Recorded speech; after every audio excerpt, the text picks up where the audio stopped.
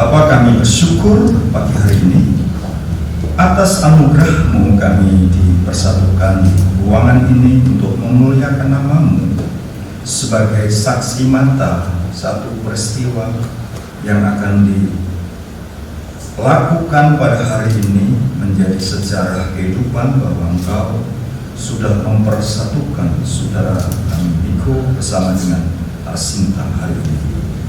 Itu sesuatu yang ajaib karena lembaga perkawinan pertama kali Tuhan sendiri yang menyatukan dalam sebuah pasangan laki-laki dan perempuan, dan hadir di sana.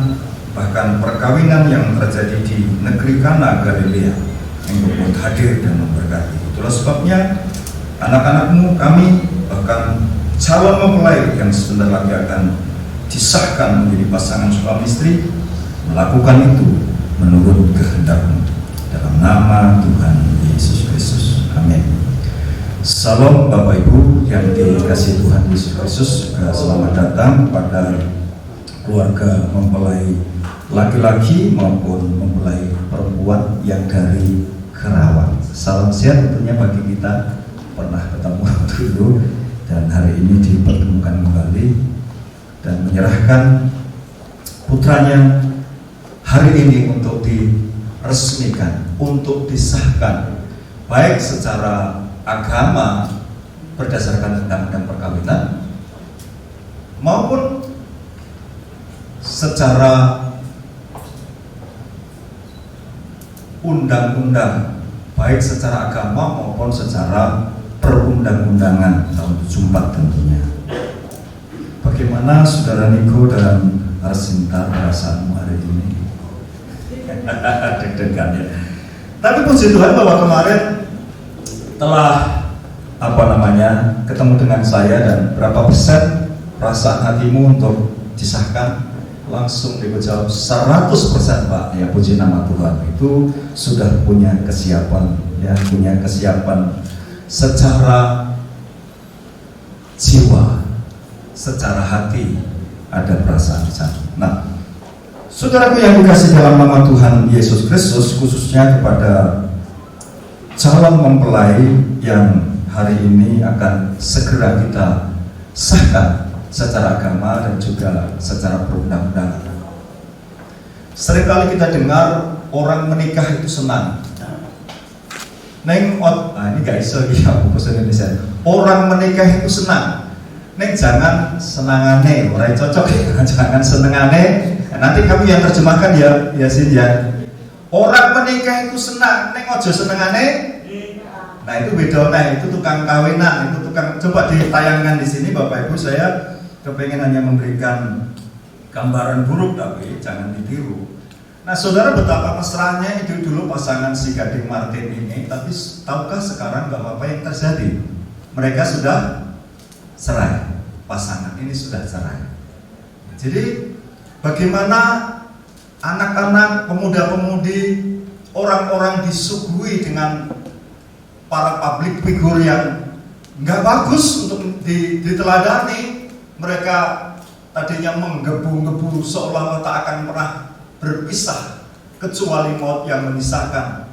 Tapi toh pada akhirnya mereka berpisah. Sekali lagi ada lagi juga. Ini juga Okan juga sama, saudara. Dia juga berakhir dengan perceraian. Kita bisa membayangkan ini orang-orang public figure yang seringkali menjadi acuan, menjadi teladan mestinya, dan sering anak-anak kita terganggu, tergoda, dan itu pun juga sangat berbahaya. Sekali lagi juga, ayo silakan. Nah ini tahu semua ya, ini suka rabi. Mudah-mudahan awalnya jangan nanti dituntut Pak Titus ya. Ini si pelawak gitu ya, si kiwil itu.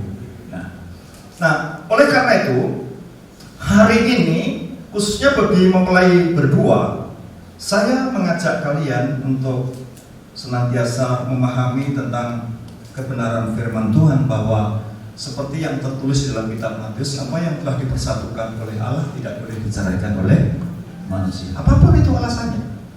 Jangan alasan, Pak dulu saya cinta sekarang tidak lagi, karena sekarang sudah istri saya sudah berubah Pak. Dulu seperti kayak gitar Spanyol Pak, tapi sekarang udah Enggak, dipandang dari manapun juga enggak menyegarkan, enggak menyenangkan. Enggak lah ya Nek ya. Oke, bagaimana tema hari ini ialah bagaimana caranya membangun rumah tangga yang kokoh, yang anti perceraian. Amin. Yang kokoh, bagaimana caranya? Nah, yuk kita baca di dalam Kidung Agung pasal 8 ayat 6 dan 7. Kitab Kidung Agung pasal 8 ayat 6 sampai 7. Saya akan bacakan. Taruhlah aku seperti meterai pada hatimu, seperti meterai pada lenganmu, karena cinta kuat seperti maut, kegairahannya gigih seperti dunia orang mati, nyalanya adalah nyala api seperti nyala api Tuhan. Air yang banyak tak dapat memadamkan cita, sungai-sungai tak dapat menghanyutkannya. Sekalipun orang memberi segala harta benda rumahnya untuk cinta, namun ia pasti akan dihina. Saudaraku yang dikasihi oleh Tuhan Yesus Kristus, khususnya kepada saudara mempelai yang berbahagia hari ini, bahwa cara untuk membangun rumah tangga yang kuat, yang kokoh ketika nanti diterpa oleh godaan, Bapak Ibu, ada banyak godaan rumah tangga, tidak hanya zaman sekarang, tapi juga zaman dulu juga sama. Banyak cobaan, banyak tantangan, banyak persoalan yang terjadi, dan itu akan teruji atau tidak, itu tergantung bagaimana kita membangun sebuah rumah tangga. Rumah tangga akan menjadi kokoh, akan menjadi kuat kalau itu dibangun di atas dasar cinta kasih, dibangun di atas dasar cinta, dibangun di atas dasar kasih. Itu seperti yang tertulis di dalam Kidung Agung ini. Nah, saya tahu bahwa perjumpaan antara saudara Niko dan Sinta itu tentunya dimulai dari pandangan pertama. Entah caranya memandang, sekarang ini kan zaman canggih, saudara. Mbah-mbah kita sudah ketinggalan. Jadi kadang-kadang sering juga orang ketipu ketika dia perkenalan pakai fotonya teman. Wah, kelihatannya cantik, kelihatannya bagus. Setelah terjadi pertemuan di darat, pertemuan langsung, wah ternyata beda. Di fotonya hebat sekali. Nggak soal seseorang jatuh cintanya, mulai ada tumbuh rasa cinta itu dimulai dari pandangan pertama. Dimulai dari pandangan pertama. Entah ia tertarik oleh karena fisiknya, entah orang tertarik karena tampilannya atau penampilannya, entah tertarik seseorang karena cara dia membawa attitude atau cara dia menyampaikan tata bahasa. Itu juga memberikan daya tarik tersendiri bagi seseorang untuk memulai rasa cintanya itu.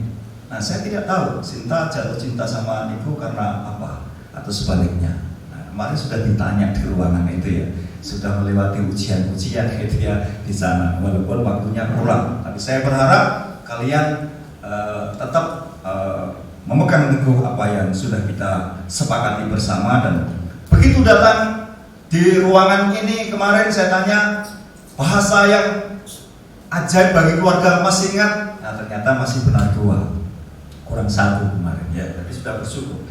Nah, jadi saudara yang dikasih dalam nama Tuhan kita Yesus Kristus, tetapi cinta harus menjadi modal.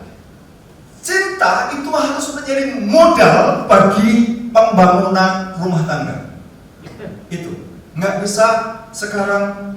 Nah, orang memang tadi bisa dilihat bahwa seseorang jatuh cinta itu tentu dari pandangan pertama. Dari manakah datangnya cinta? Dari sawah turun ke kali, dari mata turun ke hati. Ya tentu ada daya tariknya, ada gaya tariknya. Dan percikan pertama ketika seseorang mulai bertemu, pasti tanda-tanda cinta yang membara itu terjadi di dalam hati ini. Kalau orang itu ada rasa cinta, ada rasa senang, laki-laki dan perempuan dipertemukan, itu ada getaran, saudara-saudara. Getarannya apa?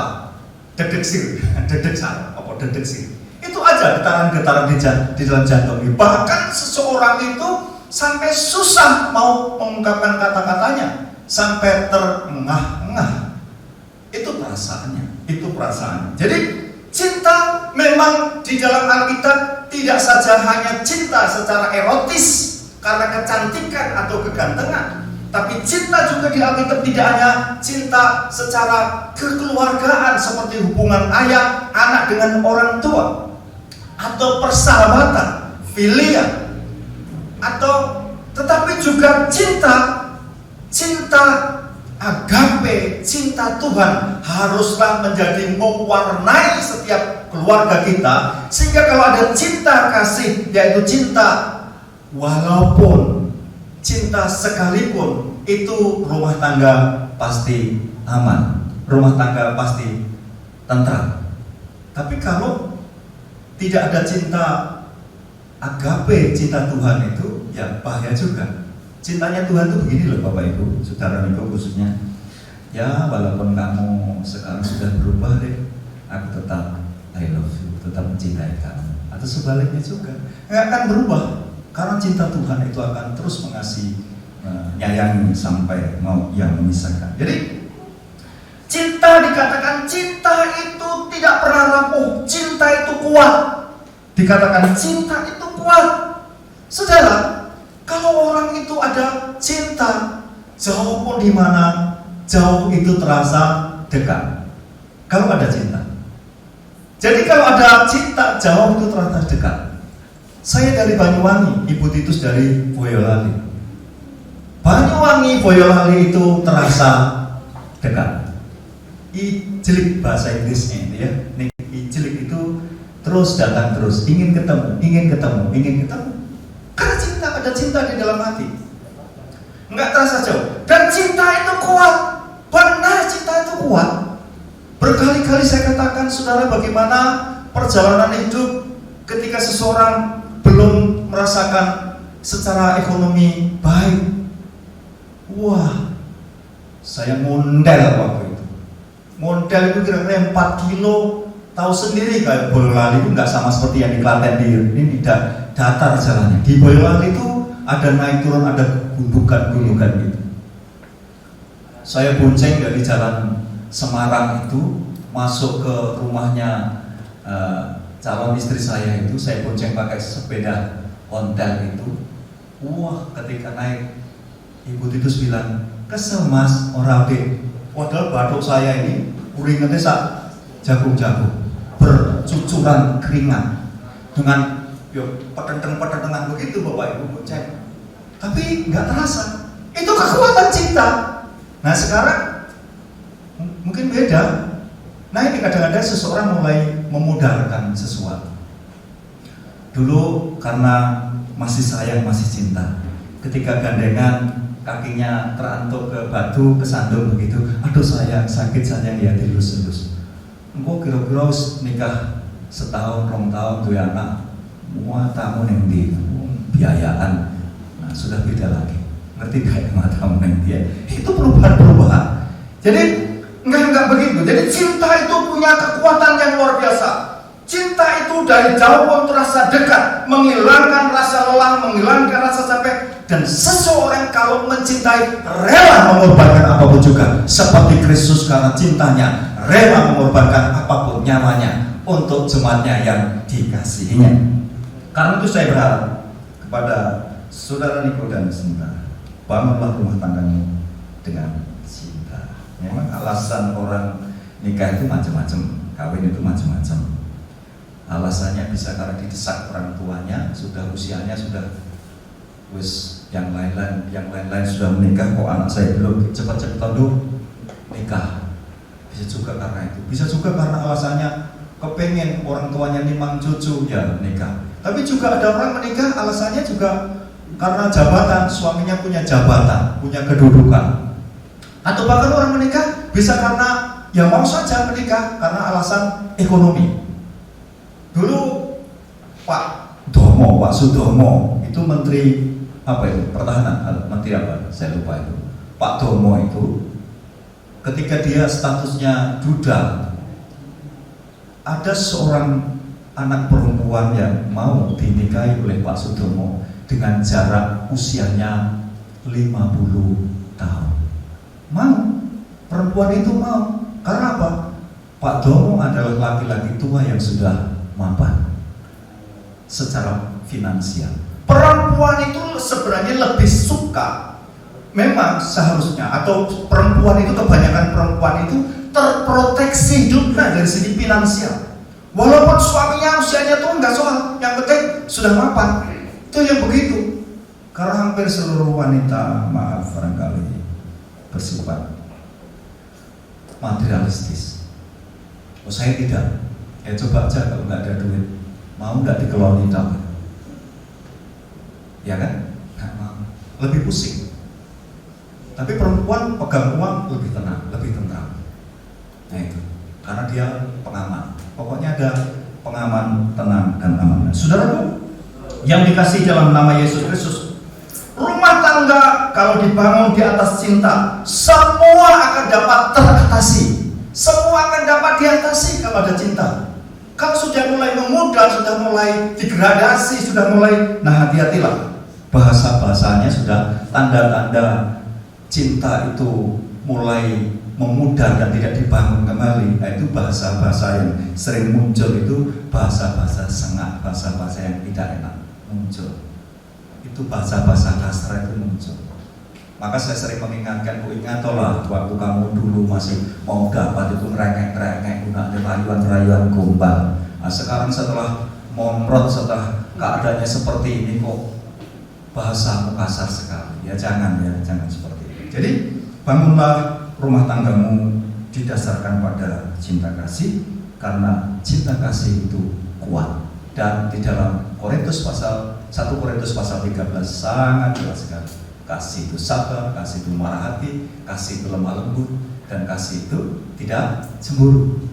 Itu kasih dibangun di atas dasar itu.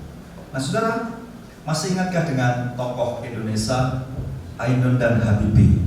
Bagaimana dia menjadi inspirator sampai difilmkan karena cintanya, saking cintanya. Di detik-detik di usia yang tua, mereka seperti tak bisa terpisahkan karena rasa cintanya. Dan itu menjadi inspirasi sampai disinetronkan, difilmkan. Ya karena memberikan inspirasi yang luar biasa bagi banyak orang. Itu Ainun dan Habibie. Juga di Jepang ada namanya anjing Hachiko. Anjing Hachiko itu sampai dipatungkan. Itu pemiliknya adalah dokter, saya tulis ya, dokter Hisabura dari Jepang. Itu yang Hisabura itu adalah tuannya. Itu pada tahun 1923,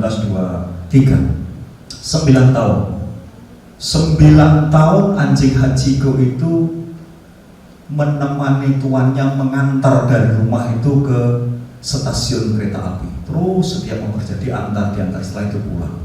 Ketika tuannya Dr. Hisabura ini meninggal, anjingnya masih terus setiap jam itu datang ke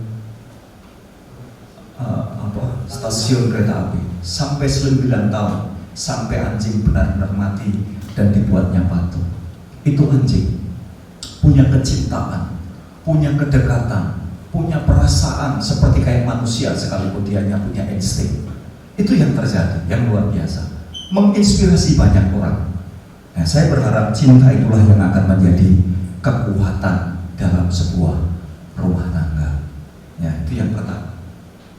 Lalu yang kedua dibangun di atas dasar cinta kasih. Yang kedua haruslah dibangun di atas dasar yaitu saling memegang janji. Itu penting. Nah, mempelai berdua nanti akan mengucapkan janji setianya di hadapan jemaat dan di hadapan Tuhan. Nah, mereka akan mengucapkan itu, dan saya harap janji setia yang sudah dibuat itu bukan sebagai formalitas yang hanya diucapkan saja. Itu janji sakral, janji suci, janji yang keluar dari lubuk hati yang paling dalam. Nah, kalau itu diingkari, ya tentu akan menjadi problem dalam rumah tangga, ya. Jadi rumah tangga itu akan kokoh kalau dibangun di atas dasar cinta kasih, kalau dibangun di atas dasar saling pegang, saling memegang janji itu. Hampir semua transaksi dibangun berdasarkan komitmen dan kepercayaan janji itu, hampir semua. transaksi. Anda berbisnis dengan siapapun juga, kalau Anda berbisnis ternyata mengingkari perjanjian, itu melukai pihak lain dan itu Anda akan kehilangan kepercayaan. Itu tidak bisa. Anda harus berjanji untuk tidak saling menyakiti.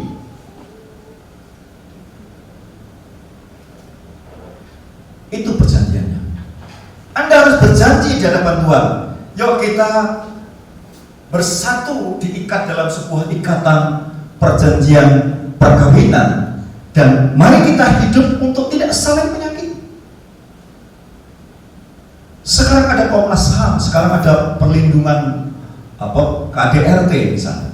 Kita tidak boleh untuk menyakiti, karena menyakiti itu bisa dua hal, bisa menyakiti secara verbal dengan mengatakan kata-kata yang tidak menyenangkan, itu termasuk menyakiti, melukai. Apalagi menyakiti dengan fisik, itu tidak boleh. Saudara, saya menjadi heran. Ini ada sebuah kelainan. Ada seorang istri yang punya kelainan itu begini. Suaminya itu punya perlakuan kasar sekali terhadap istrinya, dan sering dipukul, sering dihajar. Kalau tidak nurut apa yang dikatakan oleh suaminya, dihajar. Lama-lama pukulan hajaran suami itu dijadikan sebagai tanda sayang. Coba, sudah kelainan bukan? Jadi pukulan, hentakan, kekasaran suami itu dijadikan sebagai tanda sayang. Jadi ketika lama mungkin karena ada sebuah perubahan, suaminya tidak pukul, loh ini tanda suamiku kok gak sayang sama saya. Karena pukulan itu dianggap sebagai tanda sayang. Ini salah, ini keliru. Tapi itu terjadi. Pak, saya merasa confident, saya merasa percaya diri, saya merasa nyaman, saya merasa lebih dicintai kalau saya dipukul, kalau saya dibentak-bentak. Sudah baik. Nah, saya jangan pernah terjadi dalam rumah tangga. Komitmen bahwa untuk hidup tidak saling menyakiti, baik secara verbal, perkataan maupun secara fisik. Juga untuk tidak saling menselingkuhi. Sekarang lagi tren menselingkuhi. Tahu kalau mungkin suaminya tuh, wah udah, apa dikira yang bisa selingkuh hanya kamu sendiri? Aku bisa selingkuh. Kalau kamu punya pil, saya juga punya will. Emangnya ya kamu sendiri yang dapat pil? Aku pun bisa dapat will. Will itu apa? Wanita idaman lain, pria idaman lain. Ada yang begitu. Saling jor-joran, saling cari, nggak bisa, runtuh, nggak bisa. Ini sangat berbahaya. Ini yang sedang juga ngetren. Hati-hati yang beginian ini, ya. Terutama bapak-bapak yang sudah mulai puber akhir, umur seket itu, wah itu nyentrik itu, cewek rada, motornya rada, hati-hati ya, akan terjadi hal seperti itu. Nah, jadi begitu, jangan melukai. Jangan menyakiti, jangan mengingkari, jangan mengkhianati perjanjian perkawinan yang akan diikrarkan sebenarnya. Karena ini sangat penting. Anda harus berjanji untuk hidup bersama. Itu harus berjanji. Saudara Niko dan juga Sinta harus berjanji untuk hidup bersama. Apapun tetap hidup bersama. Jangan seperti orang-orang lain. Ketika terjadi konflik, nggak bisa menyelesaikan masalah, masing-masing pulang nenggone orang tuanya sendiri-sendiri, ngadu. Orang tuanya membelani, apa bahasa Indonesia membelani? Orang tuanya membela. Nah, lalu yang konflik bukan lagi suami istri, tapi yang konflik juga besan sama besan, saling membela satu sama lain. Nah itu, jadi ini tidak boleh terjadi hal-hal seperti ini. Untuk hidup bersama apapun, jangan nikah 2 bulan, tahu-tahu sudah pisah ranjang. Di mana istrimu, ditanya. Istri kayak gitu, Pak. Kamu harus menerima apa adanya. Jangan pernah mencoba untuk memaksa suami atau istri menurut kehendakmu. Celaka. Banyak suami memaksakan. maksa istrinya ngikuti caraku, sebaliknya itu perang terus, nggak pernah damai-damai. Biarlah istri bertumbuh menurut cara dan kehendak Tuhan sepanjang itu sesuai dengan kebenaran firman Tuhan. Kalau memang istrimu cerewet, besok ya bersyukurlah dengan istrimu yang cerewet itu, karena dengan kecerewetannya itu bentuk dari rasa sayangmu. Apa kamu senang punya istri yang menengai? Diam saja. Saya punya istri itu luar biasa. Dari Solo sampai Banyuwangi ngomong terus, awas. Hati-hati Pak. Kak dulu dah Bu. Nah, macam ini loh Pak, nemani Pak, hati-hati. Awas. Sampai sering awas, saya suka awas, tarik. Saya mendadak, apa? Ada orang di sana, loh, masih ada kayak gitu loh. Itu begitu. Pokoknya Solo Banyuwangi nggak tidur. Awas. Apalagi kalau yang nyetir anak saya nomor 2 itu. Wah, udah kencengnya bawaannya. Nek caranya kayak begini, aku turunkan saja di sini tak naik bis daripada kamu kenceng kayak begini. Hatiku gak kuat. Jadi saya saja nyopirnya masih di awas-awas, apalagi nyopirnya yang kayak begitu. Ya bersyukur saja masih ada orang yang mengingatkan saudara, menemani saya gak tidur bareng-bareng nyopir. Nah itu. Jadi bersyukur dengan semuanya itu, karena ini adalah pemberian Tuhan, anugerah Tuhan.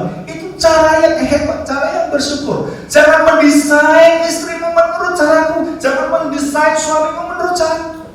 Enggak bahagia. Tanyalah kepada orang-orang atau pasangan suami istri, bahagia enggak kamu mendapat pasangan ini? Ditanya kalau di survei. Enggak boleh paksakan ya, tidak boleh memaksakan itu ya. Nah, hanya mautlah yang memisahkan kalian berdua. Saya bilang, hai laki-laki yang egois, jangan menikah kalau engkau masih egois. Saya bilang, kalau orang sudah mau menikah, sudah mau kawin, keegoisannya harus dibuang. Kalau masih egois, sangat menyiksa. Mosok ada orang istrinya itu hamil besar, yang mestinya menjadi suami-suami penjaga, suami-suami yang menemani, suaminya malah asik dengan apa? Asik dengan hobi-hobinya, asik dengan mancing, asik dengan enggak mikirin. Laki-laki yang egois seperti itu tuh enggak layak menurut saya. Mudah-mudahan Indonesia ini, presiden ini membuat satu peraturan, semua laki-laki dan perempuan, para remaja yang mau menikah harus sudah memiliki sertifikat mengikuti kursus konseling. Sangat penting sekali hal-hal seperti ini. Ini tidak bisa orang-orang yang egois seperti itu. Nah, oleh karena itu istrimu sepenuhnya adalah milikmu, sebaliknya dirimu sepenuhnya adalah milik Arsinta. Kalian berdua adalah sepenuhnya milik Tuhan. Itu baru benar. Nggak bisa egois begitu. Waktu masih nikah senang-senang koyo-koyo begitu, sedang muak-muak, sudah nggak, mulai ada kejenuhan, sudah mulai egonya muncul. Karena itu Anda harus membangun rumah tanggamu dengan janji, megang janji. Yang terakhir, apa dari catatan sipil sudah datang? Oh sudah datang, oke. Ibu nih sudah datang, puji Tuhan. Yang terakhir, bangunlah rumah tanggamu dengan memenuhi hierarki dari Tuhan, mentaati hierarki. Di Efesus itu kita baca ya, ayat ini di Efesus ini kita baca. Ini sangat. Saya janji dengan Ibu Neng tadi jam 9:30 ya. Akan segera.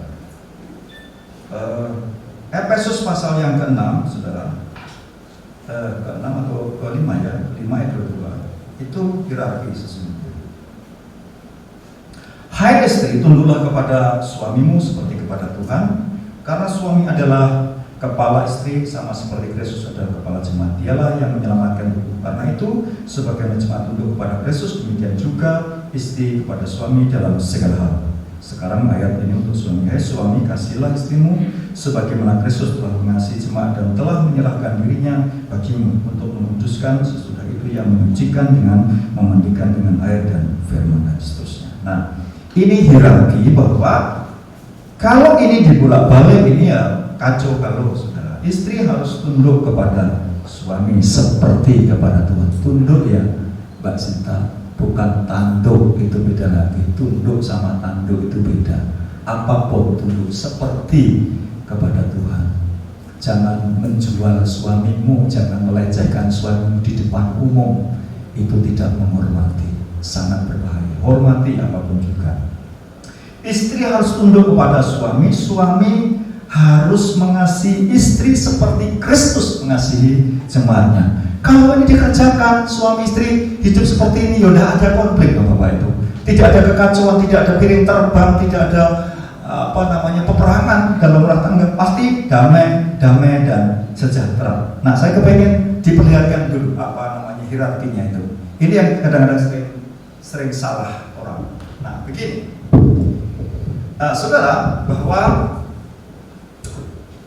yang di sana itu bahwa Yesus itu sebagai kepala segalanya, termasuk kepala gereja, kepala rumah tangga. Mestinya Yesus yang menjadi kepalanya. Setelah itu suami, istri, dan anak itu baru benar. Hierarki seperti itu.